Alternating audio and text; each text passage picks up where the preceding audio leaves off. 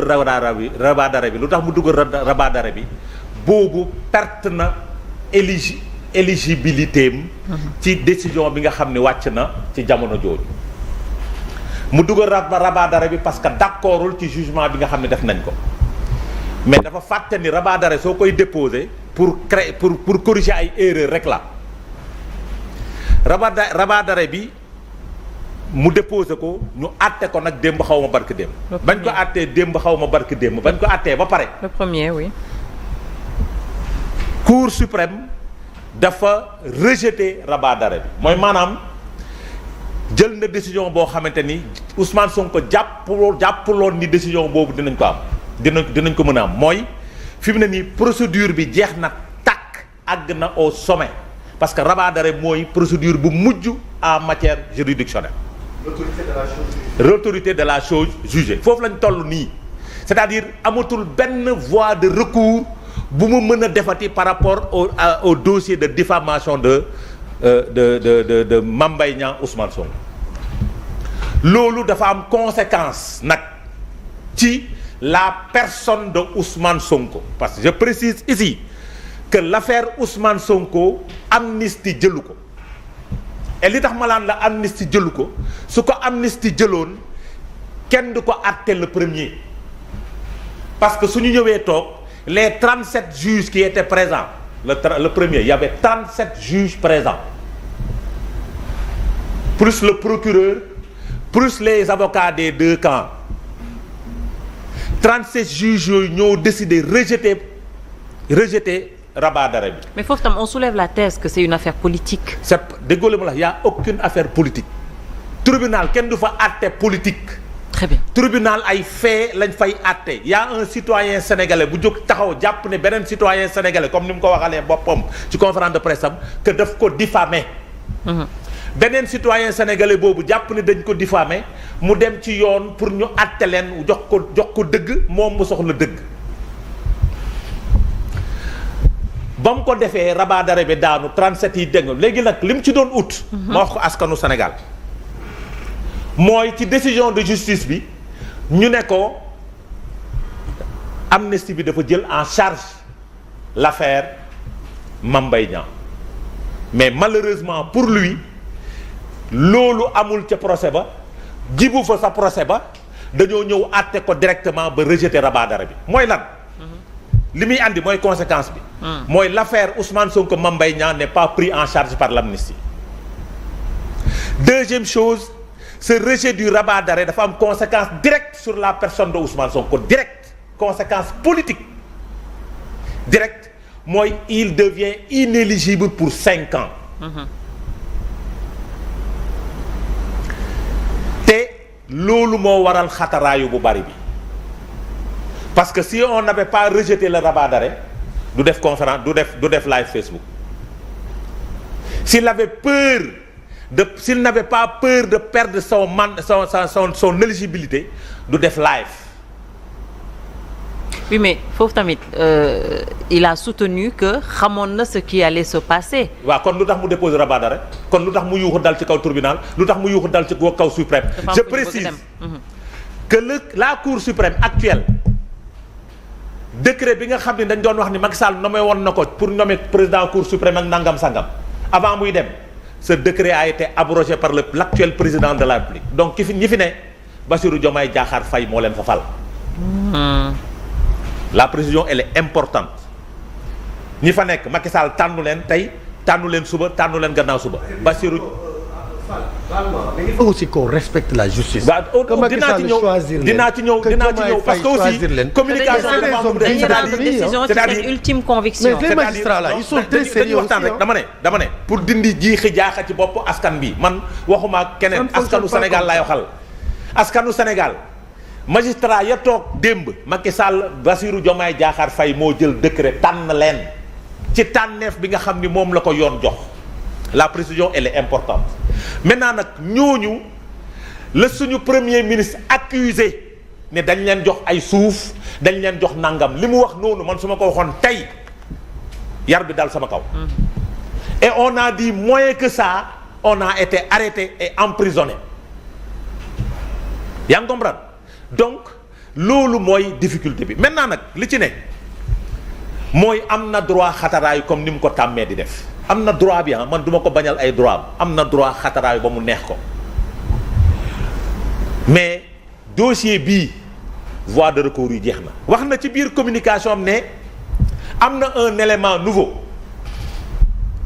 ma wax askanu Sénégal nii code de procédure pénale moo ne article la nga koy fàtte ne xam naa 257 la xaw ma 200 nangam la moo ne su nekkee en matière de diffamation l'accusé a 10 jours pour apporter ses preuves ou bien pour venir avec les témoins pour wane ni diffamation bi ñu koy wax li mu doon déclarer c'est vrai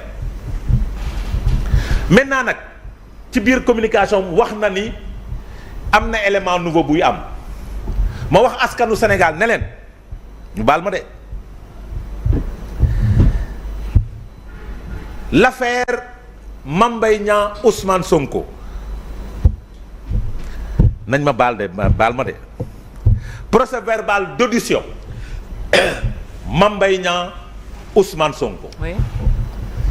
ci biir procès verbal d'audition bi dafa am benn dossier buñ ci yokk mooy le réquisitoire de Adramé Sarr chef de division de la division d'investigation criminelle moo demandé woon au coordonnateur d'alors de l'IGF pour mu jox ko rapport Prodac bi. Oui. Comme ni mu war a demee parce que moo nekk source de conflit le coordonnateur d'alors se nommait Amadou Niang. Amadou Niang a répondu au commissaire de police chef de division des investigations criminelles en ces termes: il n'existe pas de rapport Prodac.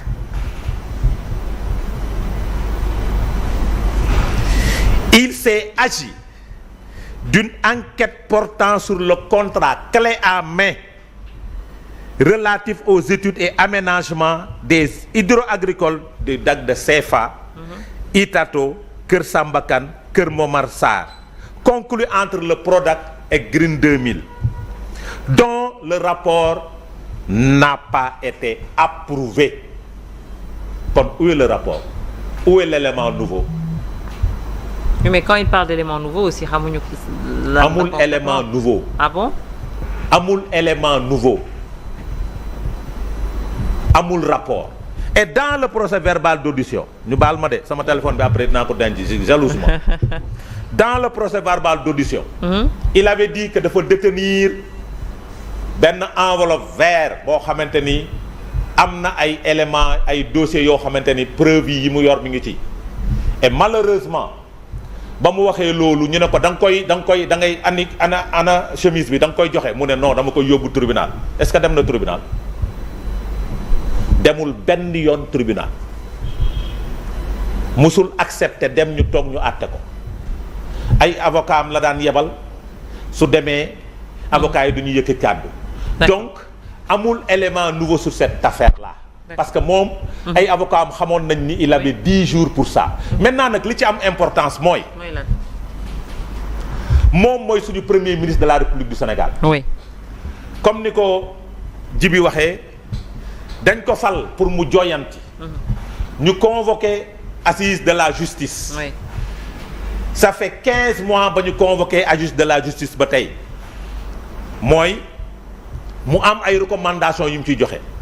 mu am ay manquements yoo xamante ni ñoom jàppoon nañ ni dafa am ci justice bi moom la ñu war a sas wax pour mu apporter jooyantu yooyu parce que munoo toog fii di jooy chaque jour naan justice bi doxul justice bi baaxul justice bi dañ leen di ger justice bi dañ leen di nangam.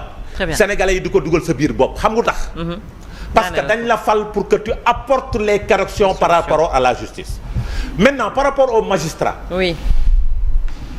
Magistrat yi ñooy kumba mooy nit ñoo xamante ne amuñu ku leen xeexal parce que saa yu leen neexee ay nit jóg dóor ci seen kaw. On les jette en pâture. En commençant par l'UMS. Notre actuel président de la République qui avait traité les magistrats dans ce temps quand il était à l'opposition amul lu mu leen yekkul jamono jooju il a parlé de clochardisation, j'emprunte le terme magistrat yi na ngeen ma baal.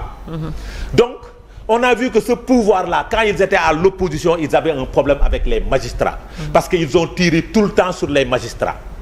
Tey on a vu que ce pouvoir-là ba ñu ñëwee suñu président de la République moo ne na population bi jóg faire la pression sur la justice. Faire la pression sur la justice, c'est faire la pression sur les magistrats. Mais et l'UMS alors?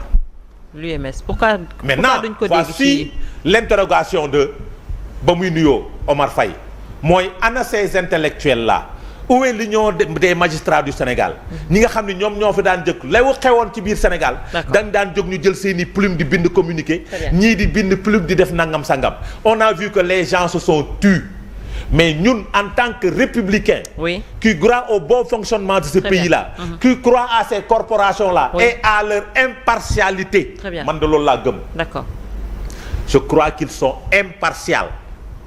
Nous n'accepterons pas qu'un individu, fût-il président de la République ou bien président de parti ou bien premier ministre de la République du Sénégal muy ñëw di maltraiter suñu magistrats yi nga xam ni ba ñuy jàng ñu ci bëri ci ñoom jàngul bañ leen di former ba ci ñu ci bërim ci ñoom jàngul. C'est des gens qui sont loyaux et qui sont loyaux à la République et qui croient à cette République-là. Gis nga nag oui rapidement li ñu leen sant mooy ñu jooy su nekkee dafa am ay manquement nañ ko jooyanti.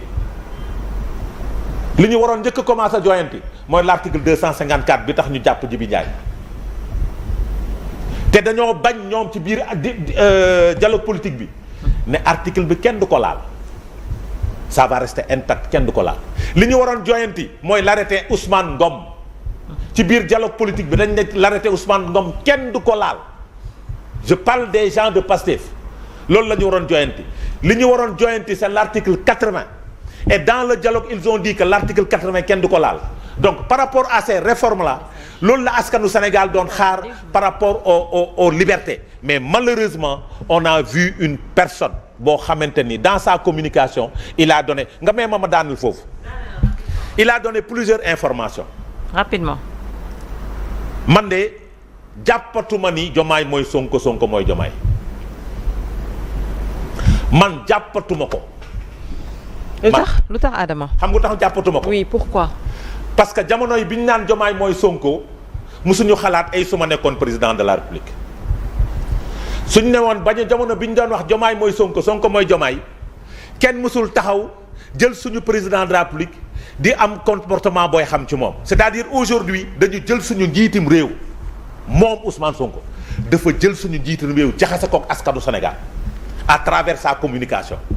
mooy moom li mu waroon def par rapport à la justice defu ko moom en tant que président de la République parce que les réformes de la justice sont déposées sur sa table et su nekkee ñun nag dañu nekk ay citoyens sénégalais nekk des républicains nous devons nous lever pour protéger notre président de la République qui est une institution et waruñu nangu nit koo xamante ne pour ses propres intérêts son bon vouloir parce que il a perdu son éligibilité tey mu bëgg jaxase suñu république bi yàq suñu république bi waruñu ko nangu. très bien c'est clair alors Djibi ñu ngi lay nuyu bu baax Djibi Gueye Djibril oui Djibril mooy Djibi rek Djibril ñu ngi lay nuyu bu baax en tout cas di la